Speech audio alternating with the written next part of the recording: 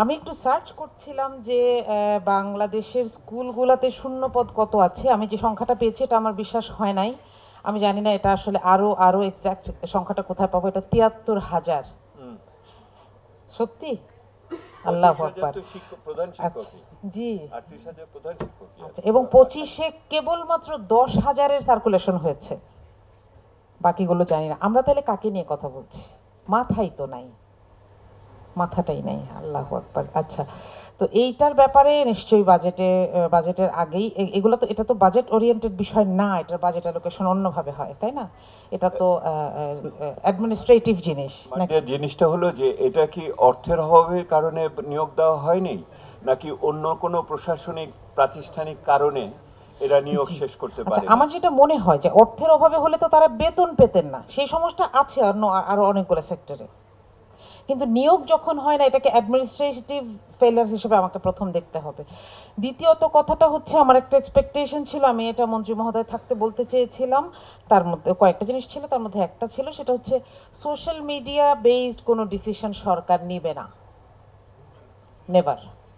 আপনারা জানেন যে কোনো বিল, উনি নেন নাকি? যে কোনো, আসছি স্যার হ্যাঁ, আমি বলছি, যে কোনো জায়গায় ডিসিশন নেওয়ার ক্ষেত্রে কিছু পদক্ষেপ আছে। যেমন যে কোনো বিল যখন গৃহীত হয় তার আগে জনমত জরিপের একটা স্টেপ থাকে, যেটাকে অলওয়েজ কিপ করে যাওয়া হচ্ছে।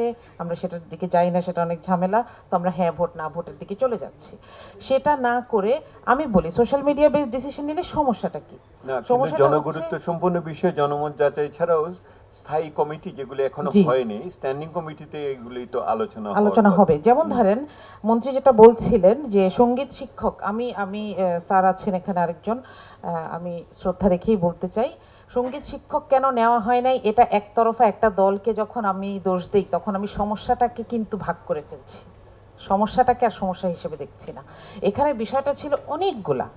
আমরা জানি কারিকুলাম থেকে ইসলাম শিক্ষাকে বাদ দেওয়া হয়েছিল এবং সেই কারণে অসংখ্য শিক্ষক চাকরি হারিয়েছেন। সেটার এগেইনস্টে সঙ্গীত শিক্ষকের নিয়োগটাকে চ্যালেঞ্জ করা হয়েছিল। এটা একটা পুরোটা কথা। এটাকে না এনে আমি যখন এই একটা মতামতের ভিত্তিতে বলি যে এই সিদ্ধান্তটা স্থগিত, তখন এটার দায় চলে যায় কার উপরে?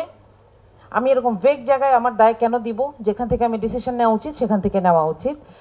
আর আমি বাজেট ভিত্তিক কয়েকটা কথা বলবো, তার আগে ছোট ছোট কথা বলবো। এসএমসি নিয়ে কথা হয়েছে, এসএমসির একটা বিষয় কথা ছিল, দেখেন বাংলাদেশে সংসদ সদস্যদের শিক্ষাগত যোগ্যতার কোনো রেস্ট্রিকশন নাই বা কোনো বেঞ্চমার্ক নাই, কিন্তু স্কুল ম্যানেজমেন্ট কমিটিতে এই শিক্ষাগত যোগ্যতার বেঞ্চমার্ক থাকতে হবে। এটাকে একটা জায়গায় শিথিল করার সুপারিশ করা হয়েছে, এটা ক্যান্সেল করা উচিত। আমি এখানে আর বিস্তারিত যাচ্ছি না। ইনফ্যাক্ট প্রাইমারি স্কুল টিচারের এসএমসির জন্য শিক্ষাগত যোগ্যতার ব্যবস্থা করা হয়েছে, জি, কিন্তু ইন্টারমিডিয়েট মানে মাধ্যমিকে মাধ্যমিকের জন্য এটা নাই, আবার নাই। এটা আবার শিথিল শিথিল এটা করা একটা হয়েছে। অদ্ভুত জিনিস হয়েছে। এবং সবচেয়ে আশঙ্কার ব্যাপারটা হচ্ছে এসএমসির হেড হচ্ছেন প্রতিষ্ঠানের হেড। তাহলে কারো সাধ্য হবে যে প্রতিষ্ঠানের কোনো দুর্নীতি কিংবা প্রতিষ্ঠান হেডের কোনো ফিডব্যাক সেই সেই প্রোগ্রামে দেওয়ার? এই স্ট্রাকচারটা নিয়ে আমাদের রিথিঙ্ক করা উচিত। ইয়েস, আরেকটা প্লিজ। হচ্ছে যে পরের কথাটা যেটা বলতাম, একটা ব্যাপার হচ্ছে ইংলিশ মিডিয়াম স্কুলের ব্যাপারে কথা শুনেছি। কওমি শিক্ষার ব্যাপারে একটা গুরুত্বপূর্ণ ব্যাপার হচ্ছে, কওমি শিক্ষার যে বেফাক বোর্ডটা, তারা শুধু এক্সাম কন্ট্রোলার, কিন্তু কোনো কোনো রেগুলেটরি বোর্ড নাই। এই জন্য এটা ইংলিশ মিডিয়ামেও নাই, আমি শুনলাম যে প্রসেস হচ্ছে। এই জন্য আপনি কিছু কিছু এলাকা আছে, আমি আপনাকে বলি, যাত্রাবাড়িতে আসেন, আপনি মোহাম্মদপুর আসেন, দেখবেন প্রতিটা বিল্ডিংয়ের এক এক ফ্লোরে একটা করে মাদ্রাসা আর এক এক ফ্লোরে একটা করে ইংলিশ মিডিয়াম স্কুল। মাঠের কথা তো দূরে থাক, এসি তো দূরে থাক, মানে স্ট্রাকচার রাখার মতন জায়গা নাই। সিঁড়িতে অর্ধেক উঠলে একটা দারোয়ানের রুম, ওইটা হচ্ছে প্রিন্সিপালের রুম। এটা ইংলিশ মিডিয়াম স্কুলের কথা বলছি। আই হ্যাভ গোন থ্রু, আমি 7 বছর ইংলিশ মিডিয়াম স্কুলে পড়িয়েছি, 3টা। আমি ও লেভেল কোঅর্ডিনেটর ছিলাম এবং আমি সমাধান অনেক কি? স্কুলে সমাধান কি ঘুরেছি। বলেন? একটা রেগুলেটরি কমিটি লাগবে স্যার।